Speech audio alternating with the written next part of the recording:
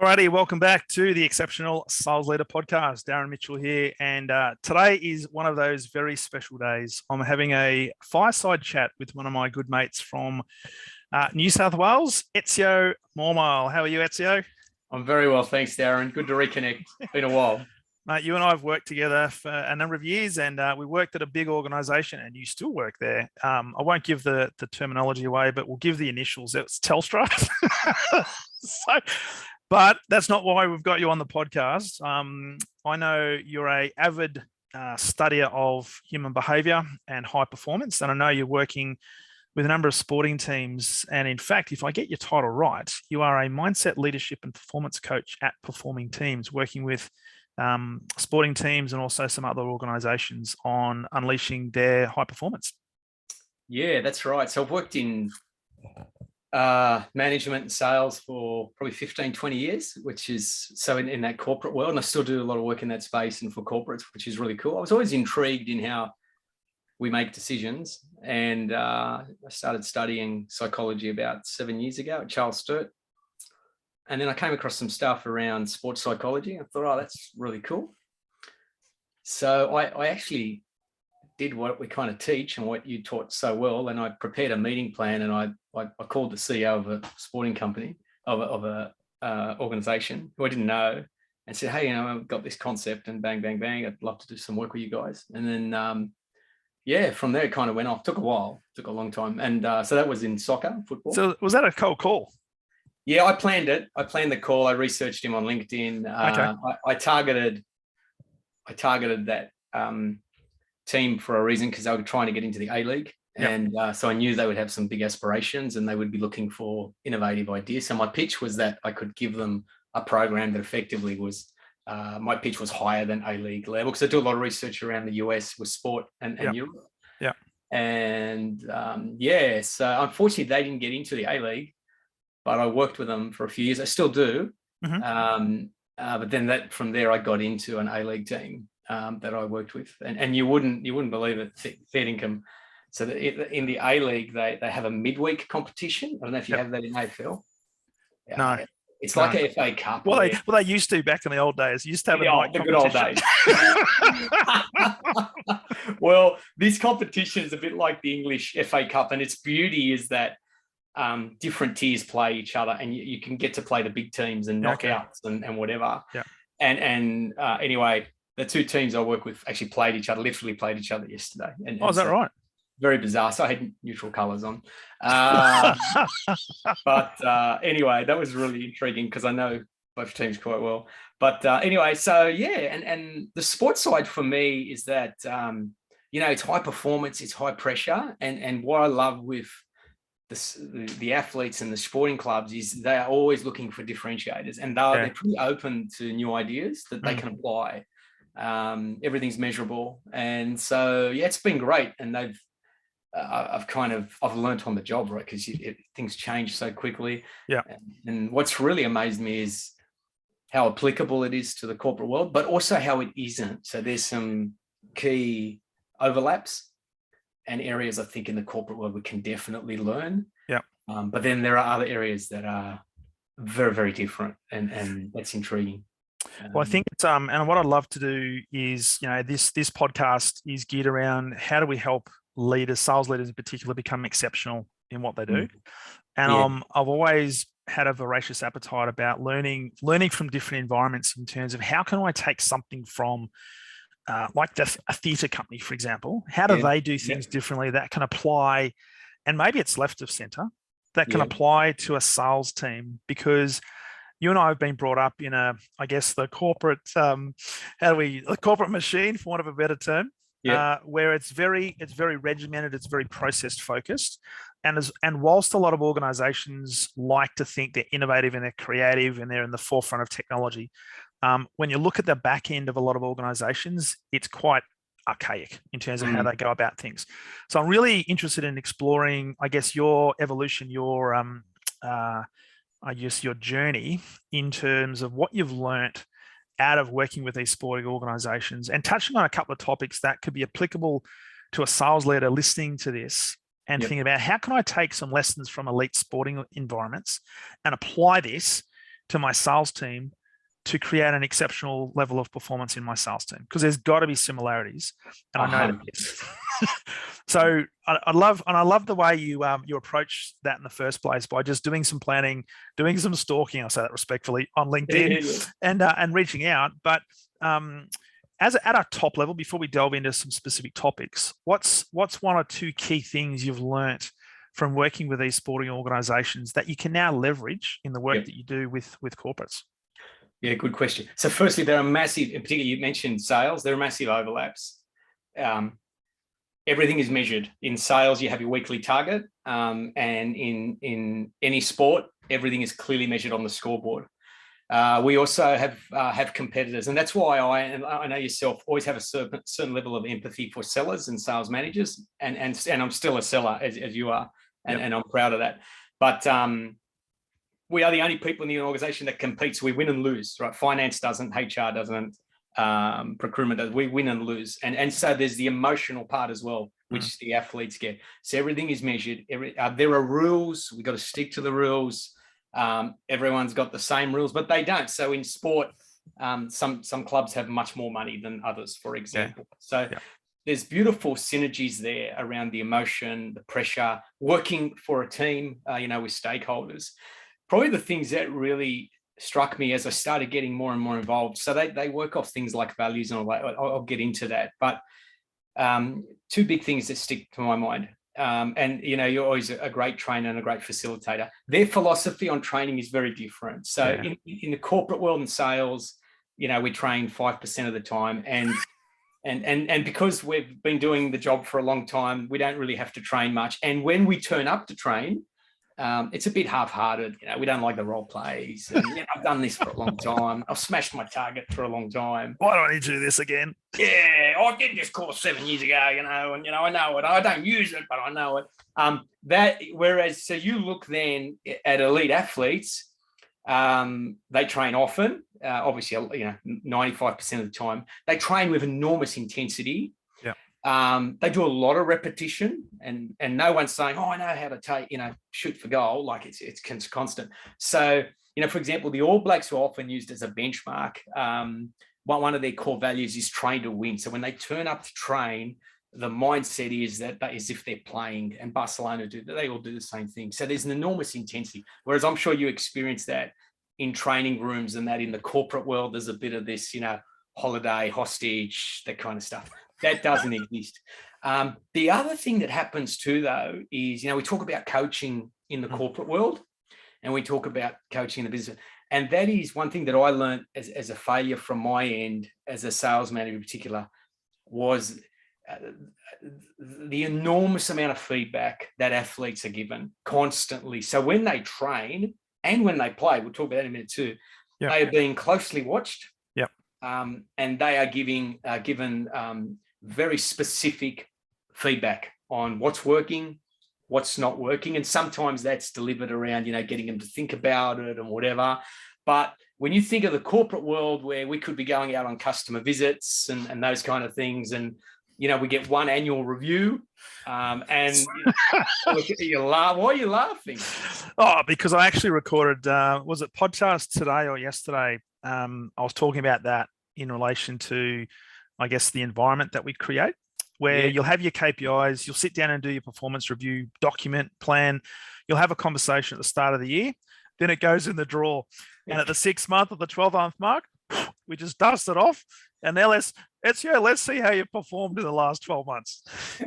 And we change the year and the goals, update them, And I remember again as a sales manager, conducting one of those reviews and trying to give some feedback and saying something like, I think you could do better with this and that, and being asked, have you got any examples? And I didn't have them at the time. Like, I never made that mistake again, but I didn't, it's kind of, you generally do that.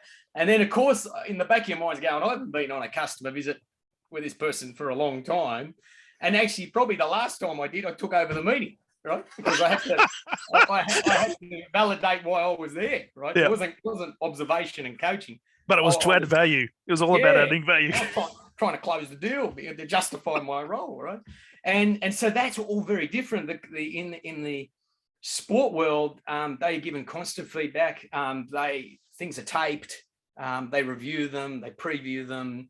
And so that's, I think, one thing or two things we can get in the corporate world is their attitude and mindset to training. So they train under pressure. Here's another thing. They train under pressure for deliberate reasons, right? We kind of relax. But then there's that feedback. And I thought, wow, what was I like as a leader? What am I like now in terms of giving with specific feedback? I'll give you a classic example was if you sit down, as I have with coaches at a high level, and you said to them, hey, can we work through the 16 or 25 people in your squad? And I've done this even recently. And said, can we go through the strengths and development areas for every player? Yep. And they are so specific. They are so specific to the point where, I've done this on a spreadsheet, and then we did other things and sent players letters and those kind of things. So they, to remind them, but, it wasn't like generic things, like, 84% of them need to get faster. And, this one here technically needs to do that. This one here around the mindset, it's really good at that. And I remember the first time I did that, I thought, wow, if you asked me to do that in the corporate world with my team, well, I'd really struggle to specifically say, so if we talk sales again, and I did use a meeting planner, could I actually say, your frame up's really good. You're quite well organized. I think the way, you align the solution to the customer need, I think is poor. We need to do work on that. And this is an example. I couldn't do that. I think your business conversations, you're still very product focused. And here's an example, couldn't do that. Right. Whereas it's, you're losing too many deals or your revenue's low. Right. Yeah. And what's your plan? What's your plan to close the gap? Yeah, which deals are you going to close, and 100%. What are you going to do? And again, actually, you make a really good point, as you often do. The focus becomes then on the scoreboard and the points. They're not asking, what are you going to do to score 3 goals this week, right? Yeah. That's not even part of it. It's drilled down to, now you make a good point. So there are a couple of things off the top of my head that, and see, they're not necessarily innovative. I think maybe they challenge us to manage our time differently. Yeah, but they're fundamental though when you think about it, to success, right? So if you think about, and just talking about feedback, and hey, I can't forget that Melbourne Footy Club Premiers 2021, right? And I remember when they were talking about their preparation, and there was a lot of criticism in the media when Melbourne had like 2 weeks off from they had 2 weeks off from the qualifying final into the prelim, and then another 2 weeks into the grand final. And the coach was criticised for the team being put through some rigorous match simulation because the media and others thought, well, you've got a grand final coming up. Isn't there a chance that they could get injured? But the methodology behind that was we've got to actually keep them fine-tuned and operating under match simulation situations so that when they're in the heat of the battle, they've actually got that muscle memory and they're ready to go, right? And yes, there might have been some injuries, but they had enough to cover that. Yeah. The thing about feedback that I want to touch on as well is, and as you were talking about this, it just rang so true. In elite sporting organizations, and I'd love you to talk about this, when they've got so much data available to them, so all the players wear GPS, and if you think about it, you've got all the, I guess, the fitness people that know exactly how many minutes Ezio needs to spend on the pitch before he's, brought off and do some other things. The feedback is actually instant. And I see people at training or even in a match, coaches and specialist coaches giving direct feedback in the moment, showing them video. Now, if you translate that into the corporate world, just imagine how extraordinary sales teams would be if we were able to translate that methodology into the sales world. Hey, you make a very good point. And the irony is, too, at that point, it's actually not that hard. Like traditionally we would go on co-visits and I joked, but it's true how, the sales manager would take over the meeting. But ironically, in the last 12, 18 months with Zoom, we actually have that opportunity, right? Because there's nothing stopping us. This is being recorded. And there's nothing from someone saying, all right, now we're going to watch through that recording. And it's, that question you asked, do you think that was the right question, or what else could you have done? Or, what do you think about this response? That's all there. The information, we actually could work with it, but you're exactly 100% right. We don't have that. And yet athletes would never do that. If you think about it in reverse, they would never just sit there, play the game and say, okay, Sunday we'll rock out again. And, I didn't like the way Ezio played, so I might drop him. I can't pinpoint what it was, but, and whereas, they are very specific. And so that is, they're definitely things we can learn. And to your point about the premiers, the demons, is that right? It's under match conditions, right? And that's how the athletes, they would train, because that's reality. That's reality. The team that won last night, just demonstrates they had a player sent off after 15 minutes, and so they had to play the whole game with one man less. And I know they do train like that sometimes, right? Yep. For that moment. Yep. But I thought, wow, it's interesting because of all the training they do. This is different. They do prepare for that, but this now is real. And then they were behind. So they had to chase the game. They couldn't just defend the game.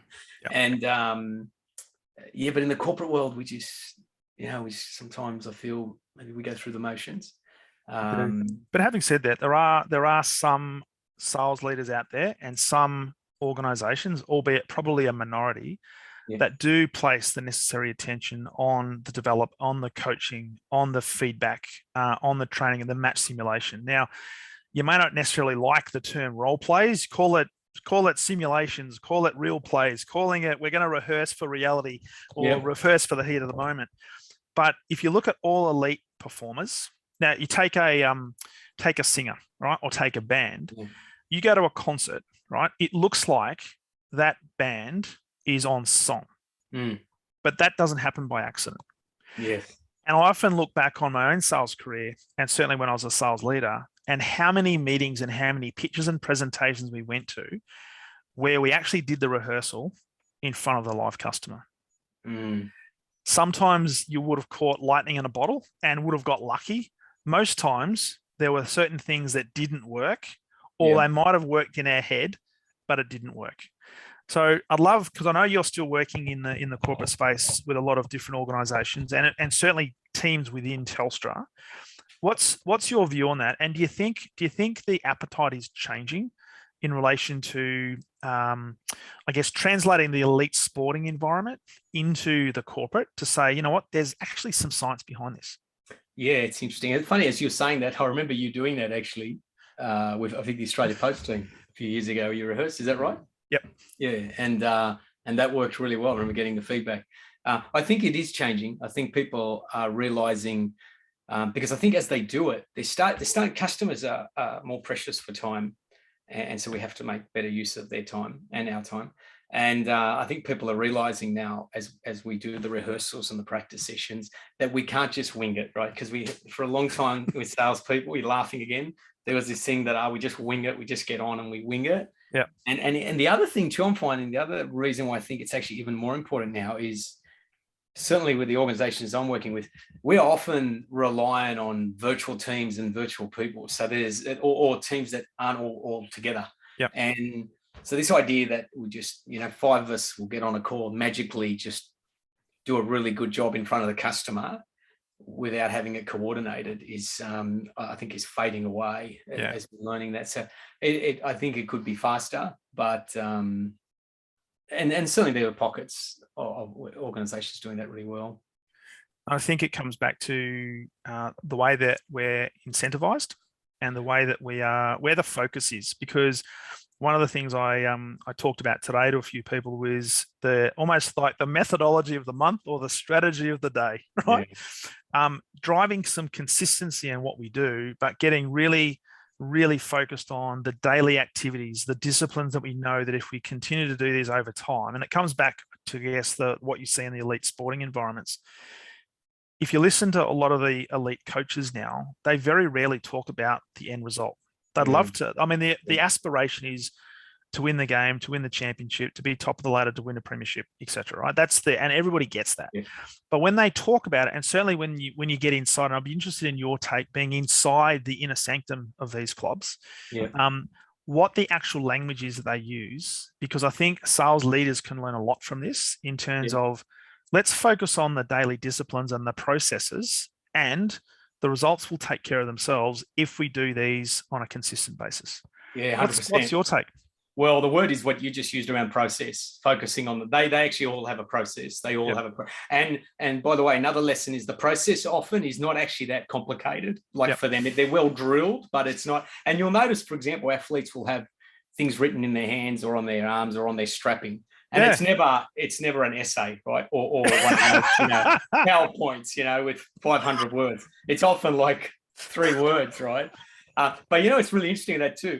I was talking to an elite athlete on Friday night who he got voted best midfielder in the A-League last year.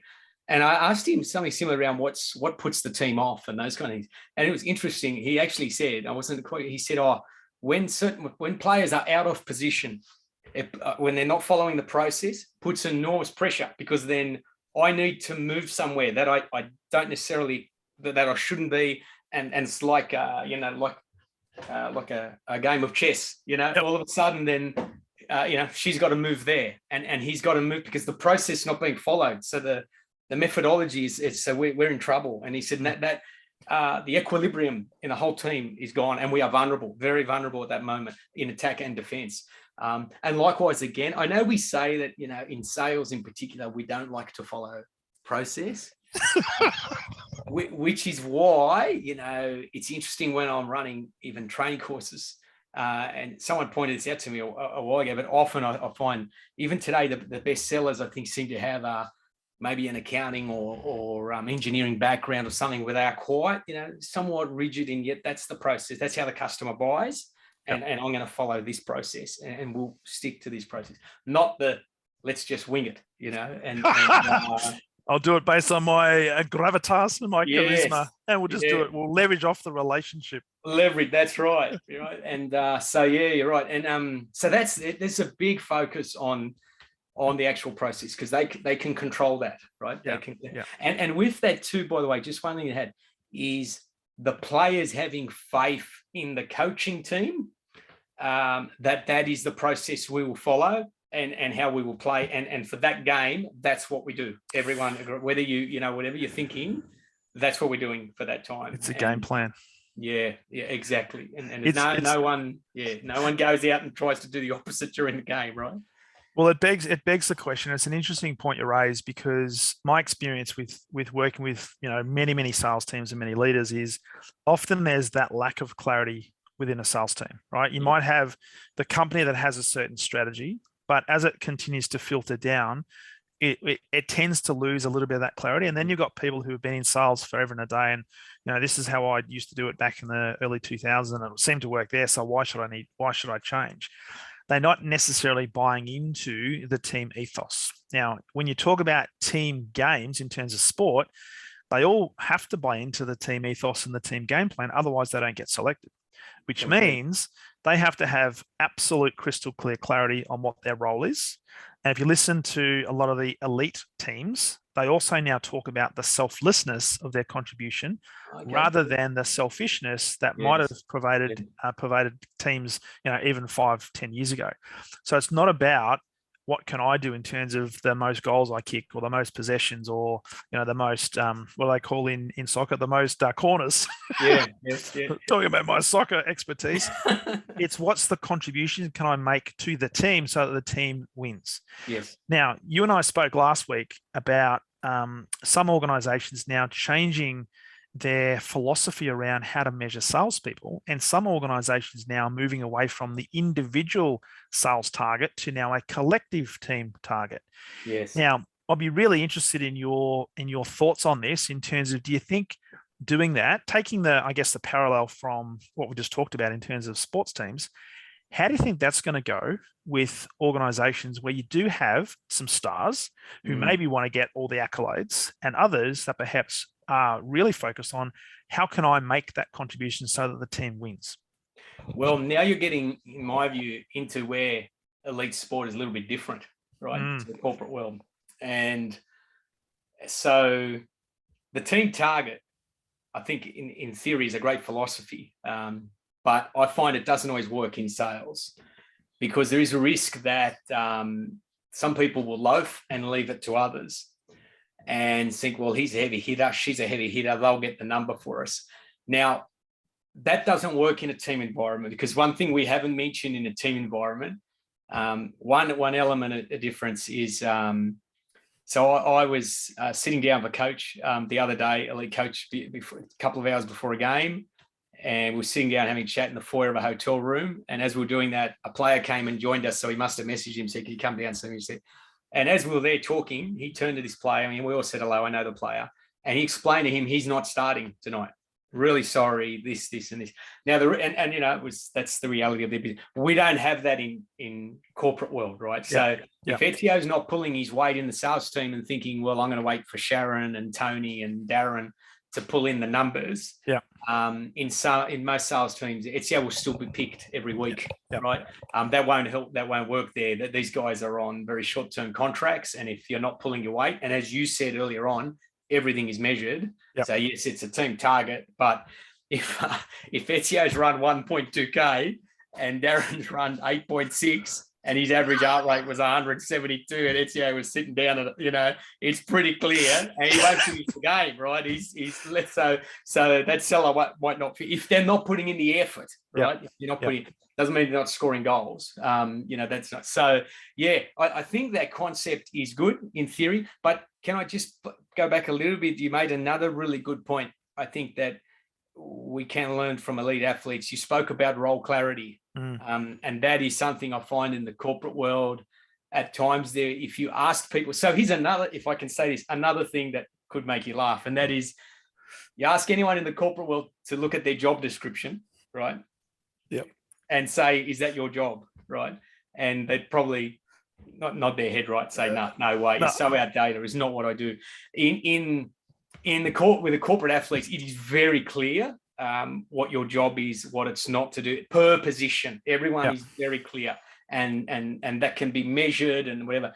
And I will say this though, because I don't want to oversimplify it. In the corporate world, it's a bit harder too, right? We do lots of different tasks, right? From selling, we have to do some admin, we have to update the CRM.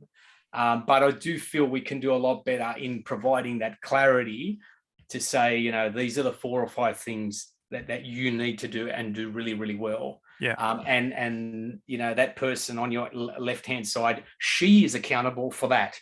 And she knows that, and we all know that. Whereas we sometimes, there's this kind of, you know, we're on the field and we're looking at each other and we're going, are you feel forward or you're at the back, or does it depend on how you feel, or you know? And you know, so I do feel we could do better at that, personally. But yeah, there's definitely good opportunities there to leverage it around the role clarity, that team concept. I think it can be harnessed. We just have to be very careful. I think what we can't do is just assume because it's a good idea and concept that it will just happen and people will form into a team and start working together and putting in equal effort, because the capability is a little bit different too. Yeah, because it also, I'll be interested in your take on this as well. It has a cultural element as well, because if I reflect on corporate organizations, it's very much, in many cases, a top-down approach, right? The targets are set up above. And it's probably not dissimilar in terms of like a board of a sporting organization would have an aspiration of winning championships and bringing in new sponsors and all that sort of stuff. But what I see a lot in corporate, and particularly in sales, is there's a lot of top-down flow of feedback, but not a lot of upward feedback in terms of setting strategy or challenging strategy, challenging status quo, challenging innovation and stuff like that. In order for an elite sporting organization to not only get to the elite level, but also to stay there, there has to be, and correct me if I'm wrong, there has to be a two-way street in terms of flow of feedback. Well, it's funny you say that. Flow of feedback, questioning of things, questioning of plans. And it's actually some of the things I encourage players to do. So we do a lot of work around their communication skills too, believe it or not. And I use an example of a particular player. So it's a true story. We were watching a game once and I was with a young athlete, and he said to me, I used to play with that player over there a few years ago, and you know, he was okay, but I was surprised he's made it to this level. And I said, you know, I know that player. He's a good player, this and this. And I said to him, you know what he does really well? And I said, one thing I've observed, and I don't know the sport. And he said, no, I said, and this is a true story. I said, I remember one day they're playing in a final, It was a big, and I was in the grandstand, in the shed at halftime. Yep. And the coach and the assistant coach came in and very calm, hit the whiteboard, and we're going to do this half. We're going to do this. Here's the feedback for the team. This is what we expect the competitor to do. So the competitor profile is very, very, they spend a lot of time, and bang, bang, bang. This is the plan. Next 45 minutes. And I said, and there was silence amongst the team. I said, but that player there, he started asking questions. He was asking questions. And I said to them, what do you think it showed? And because I was just watching the body language, what do you think it showed when he was asking questions, right? And we're talking, and so saying that he's thinking. Yep. He's thinking. He's going, wait on, but if I move there, where does he go? Where does she go? And also he wasn't questioning it a bit, but he was saying, is that, what if they do this? What if they do this? And what's my role if they? What about who's going to cover me? And so there is that questioning, and there is the thought process. They do a lot to keep those players happy, right? They have to keep that. They call them assets. And if you look at clubs, I did a certificate through the Barcelona Innovation Hub, which is through the Barcelona Football Club, and they call them assets. And that's an interesting point, because not only do they treat them as assets, they develop them as assets, because they can sell them, and they aim to sell them for more money, right? And so absolutely. They will develop them. They will invest in them. But they're very close to their thinking process, and they encourage them to provide that feedback, because it shows their thinking, right? They think about, and by the way, that is a gap that has been found with some athletes, where the typical young athlete will get very far in sports because she or he physically and technically is very good. Yep. But the tactical awareness then of being able to read a game, understand the game, and communication, by the way, is proving a challenge at times on the field, saying, hey, Darren, watch out, they're coming here, or Cheryl, or whatever. But no, there's a lot of feedback up and down. I'll say this too, it's a much flatter structure, right? A much flatter structure. So everyone knows what everyone's thinking. But I think there's a lot of parallels that we can draw from that in order for us to oversee more effective, more high performing, if you think, more elite sales teams. Yeah. And I know, just talking to a number of sales leaders just in the last 3 or 4 weeks, the number of people who are relatively new to the sales game, who, based on their perceived lack of experience, compared to somebody who might have been in the game for 15 or 20 years, or in some cases, 5 years, they almost feel, what, who am I to talk? Who am I to talk up? Who am I to challenge this? Because what do I know? Because I haven't earned the right yet, because I don't have the runs on the board. What we're trying to create, though, and this comes back to culture, is irrespective of where you sit, irrespective of your experience, we want everybody to have a voice. And as a sales leader, and translate that to a coach or a director of coaching in an elite sporting team, you want to get feedback, which means you want to have people who are curious, who are prepared to ask the questions. If it's simply to seek more understanding or to get clarity on what their role is and how they play a part in the team ethos, you've got to have that, because I've always said, certainly when I was running sales teams, if I didn't know something, how can I plan for it, and how can I do anything with it? Yeah. And tell me after the fact, right? If you're thinking something, for God's sake, tell me, ask me a question. And in my role now as a facilitator, and no doubt you'd experience this as well, I'm always saying to people, if in doubt, don't think about what to say, other than what is the best question I can ask in this particular moment. Yeah, 100%. Because when they're on the field, it's too late, right? If they haven't worked out then, it's too late. And no, that's actively encouraged around players sharing their thoughts, even sometimes developing the plans themselves, challenging each other on those kind of elements. It's a big part of having a say, and the communication, because as you said, sometimes there's this feeling, well, she's been a great seller, or he's been a great seller for 20 years, they'll provide the answers. Funny enough, sometimes when on the field, there's this level of equality, because we have your view on the field. It can actually be very beneficial to me, because I haven't got eyes on the back of my head. That's it. And you're seeing different things, whatever. So it's a huge factor. They actually very reliant on each other, to call out that someone's coming, for example. Right?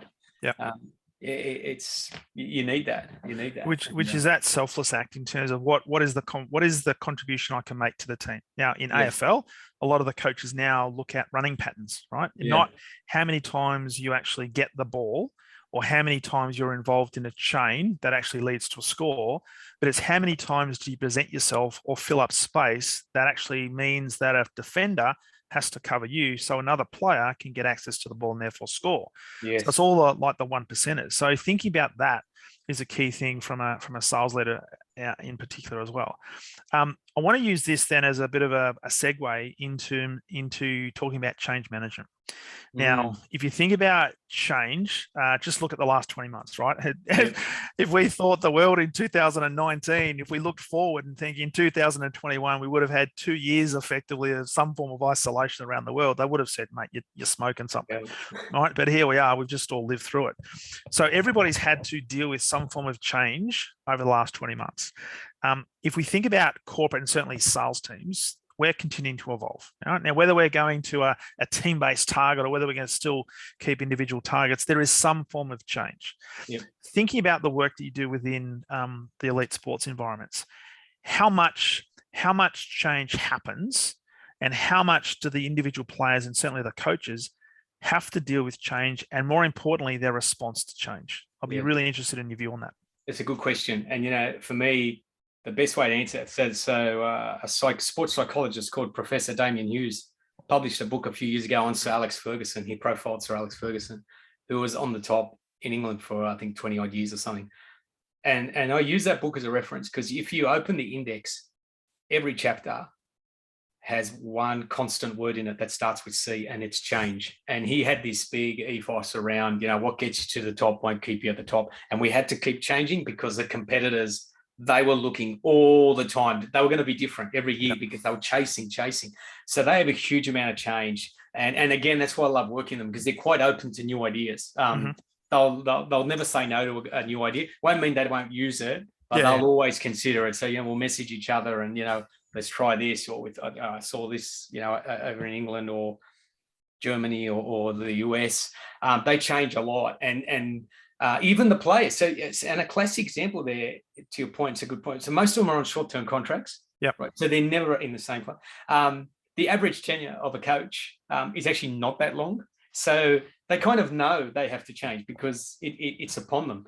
And so they are always looking to get that extra one. You mentioned 1%ers. How can we do this differently? How can we train differently? How can we do this drill differently? So they'll change up the training. They'll change up the plans somewhat. The approach will change up, the team structures, but they are constantly changing things, trying to improve because everything gets measured so quickly. They know who the benchmark is. But then, the teams at the back and the athletes at the best are often looking for new ideas too. And so, it's to me, it was another aha moment working with them. And in particular, that book, I just remember reading, everything was around change this, change that. And being, a concept we use heavily is being comfortable, being uncomfortable. In the way you train, in the way you play, all those things looking to change. Because it just happens. The game changes quickly, but life changes quickly. The examples we made. And then I go back to the business world. Our customers are changing quickly. When we jumped on this call, we're talking about turnover, and that's a big rate now in Australia. Turnover of personnel, huge executive sales, whatnot, and likewise for them. But they work. Just going back to the athletes, almost week by week, the lineup could change. There are injuries, there are suspensions, and it's a beautiful thing to say because they just accommodate and they never make excuses for it because they just know it's going to happen, and so they plan for it. And do you think then in that elite environment, it's almost like an environmental factor that change is a given, so they're more open to embracing it versus in a lot of the corporate environments, it's almost like we've always done it this way, so why do we need to change? And so there seems to be a lot more resistance. 100%. I think in the corporate world, there is that view that, this is how we've done it, or this is what we think works, and this is how we're set up to do it. Whereas, again, flatter structure, right, with the sports teams, they'll try things and they will give it a go. I think they're just inclined to give it a go. even on the field, they'll have a couple of risk takers, right? Yeah. They'll encourage people. And the other thing too, though, on that, we're getting to another interesting point, and we do a lot of work around the fear of failure, right? And just try things differently. Don't fear failure. It will happen. We'll miss shots. Yeah. That won't always work. But we'll do it again, and we'll try it differently, and that's okay, Yeah. Because then the feedback is, okay, what worked, what didn't work, how do you do something differently next time? But we want you to keep having a crack, right? That's right. And we'll try it again. And by the way, we'll work on it at training. Yeah, absolutely. If they're doing it under match-like simulation sort of circumstances, it means the muscle memory starts to develop even further. So chances are when they find themselves in another situation in a game day, chances are they won't repeat the same mistake. That's right. So they train for it, they plan for it, and I said it's encouraged, right? But it's not just a case of it didn't work and that's it. That's exactly to your point. We'll work on that. They'll have set plays. They'll work on this. They'll try a lot of different things. It's interesting. I often ask clients, sales leaders, that what's the biggest mistake you've made this week? And it's funny, they often look at me, how a dog sometimes doesn't quite understand what you're talking about. They tilt their head sideways, like, what? Yeah. They think, that's a really weird question. But you think about it, right? If you're not making mistakes, and I'm not saying go out and purposefully make mistakes, but we've got to try new things. We've got to be innovative. We've got to be able to break new ground, which means we have to try things we've never tried before, which means you're going to make mistakes. Yes. And if you go and do that, you're continuing to learn and develop. Well, Ben, that leads me to another point. We often say in elite sport that, whether it's football, I imagine AFL is the same. To some extent, we strive for perfection, but they are games of imperfection. We know, right? We are all going to make mistakes. Someone's going to lose the ball, passes will be intercepted, goals will be missed. And so there's this strive for perfection, but on one hand, by the way, perfection can be somewhat of a curse because we know we'll make mistakes. But there's this choice of, okay, we'll give it a go. And maybe we're not trying hard enough because we're not making the mistakes. The other thing to the point is, and again, ironically, and you make another good point, this often defenses are so well drilled that to get through them, you need something different. Yep. Right. And because, they can read plays, they study us, we study them.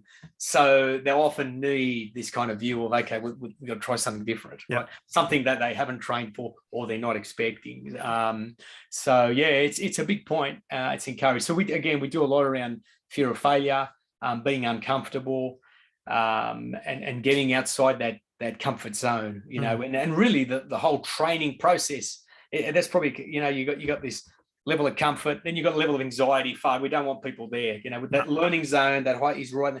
And that's where the training is. It's in that zone. It's intense, right? It's absolutely. They're not sitting there, sipping a coffee, or doing emails, right? That's exactly right. So we don't want to be doing the big pitch for a multi-million-dollar deal.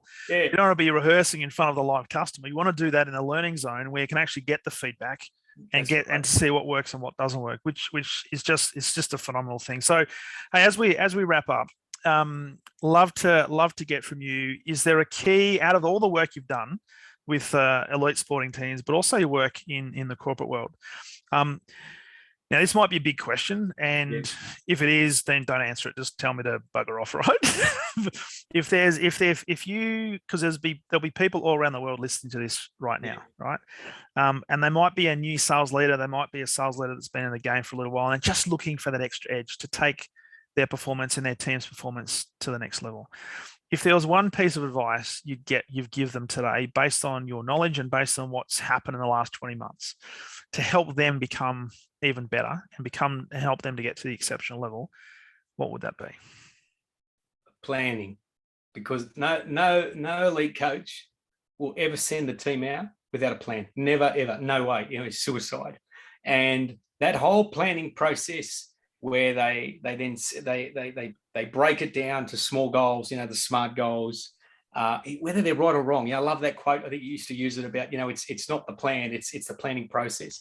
They'll have a plan. They'll break it down, time set goals around simple, clear, specific. Everyone knows what they're heading for. The other point I would put around that, though, that I think we miss sometimes in the corporate world, is that mindset element. right? They do a lot of work of visualization. We do a lot of work on self-belief, confidence. So then when we rock up to a customer, we are coming across, we are communicating effectively. So for me, it's those two things: having the right mindset and but having that plan, having a plan both for the sales team, for each individual around their personal development plan. What are their gaps? What's their SWOT analysis? And everyone having a path that can then be measured. But I just always look at sport, and I think no one will send their team out this weekend, whether it's the Australian netball team or the Australian cricket team. They'll have a plan, and I think that gives that level of confidence, right, to the team. Yeah, it does. Direction. Absolutely. Yeah. Team, there it is. Pockets of gold from the great man. And I've referred to Ezio as being a great man for many, many years. And when you and I get on the phone, it's almost like, hey, great man. It's phenomenal. But hey, I greatly appreciate you jumping on. You are a great man. You've got a wealth of experience, and it's been an absolute pleasure speaking with you. Now, for people who are listening, because there are people all around the world that listen to the podcast, if people want to know a little bit more about the great man, right? Where's the best place to connect with you? Flick me an email, Ezio at performingteams.com.au. Performing teams, one word, Ezio.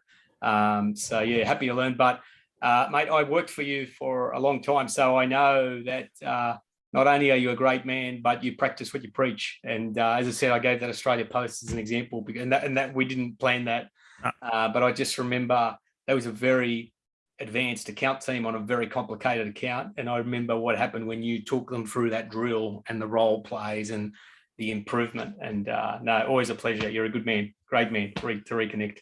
Mate, always a pleasure to speak with you. And again, thanks for jumping on the podcast. You're a good man. Got you, mate. Talk soon. See you, Darren. Bye, mate.